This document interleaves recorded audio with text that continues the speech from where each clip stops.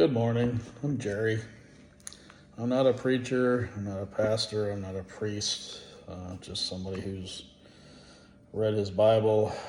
I have studied it a lot in my past. At one point, I was attending a Christian college and it was required, which I'm glad that it was. Anyhow, I didn't open a Bible or read the Bible until I was like 21, if I remember correctly. I was in the Navy, and my mother sent me a Bible.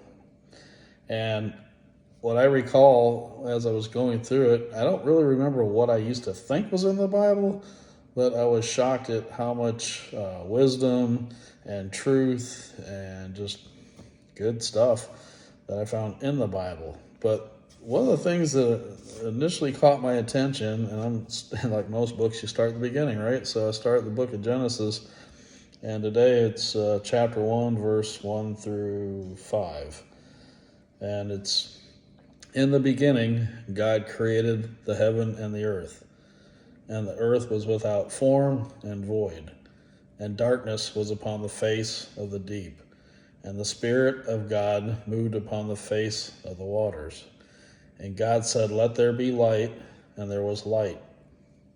And God said, and God saw the light, that it was good, and God divided the light from the darkness. And God called the light day, and the darkness he called night. And the evening and the morning were the first day.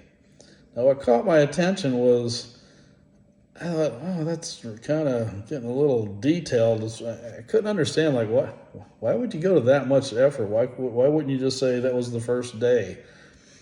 And it wasn't until I heard these knuckleheads out there going, "Well, God, the Bible says God created the world and everything in 7 days."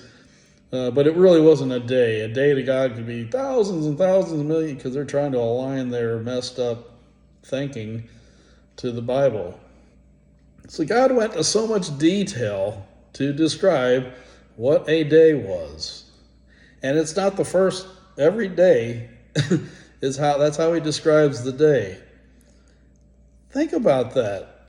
God had enough foresight, enough understanding that one day some overeducated, beyond his intelligence knucklehead would stand up there and try to tell you that, oh, it really wasn't a day. Do you think God couldn't have said, hey, this all happened in the first 1,000 years, first million years? He could have.